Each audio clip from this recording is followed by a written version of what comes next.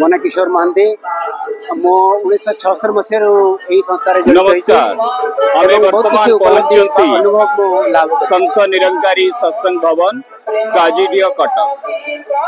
Eighty Anchor गोटे बहुत बड़ सत्संग सम्मेलनी होउची।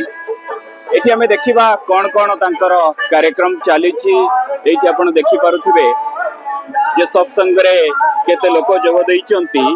एठिर मुख्य उद्देश्य कोन तांकर जो माने दायित्व अछंती तांकर आमे बुझिबा जे एठी कोन करा होउची, एठी कोन होउची, आजिर उद्देश्य कोन अछि आपण माने जानिथिबे। संत निरंकारी मिशन गोटे बहुत बड़ इंटरनेशनल लेवल स्पिरिचुअल ऑर्गेनाइजेशन जो माने कि अध्यात्म सहित विभिन्न प्रकार समाज सेवा रे निजको उत्सर्गीकृत करिसंती।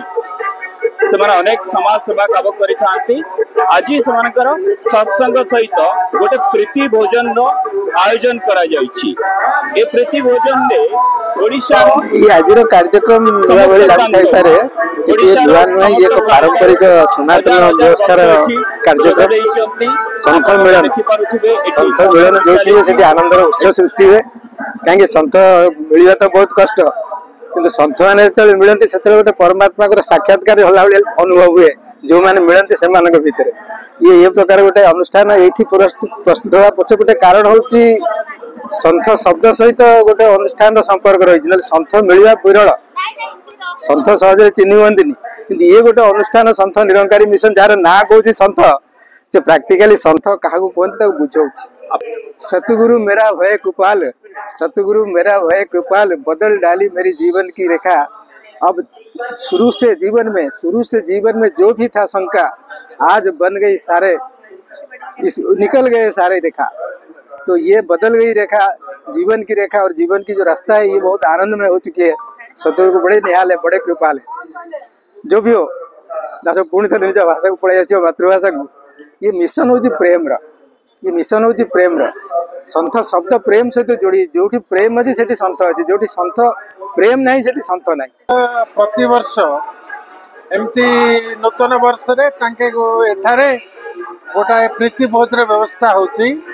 समस्त साधु संत महात्मा को एकत्रित करी गोटे आनंदर उल्लास होची, ज्ञानर विकास होची, समस्त भीतर गोटे प्रेम जागरण होची। आगु को जमी बढ़े से व्यवस्था होची।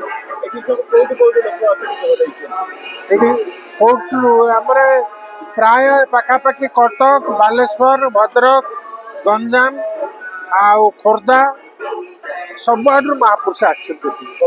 निरंकारी मिशन रो जड़े सदस्य सेवा दल रूप में दासर परिचय आ गुरुंकर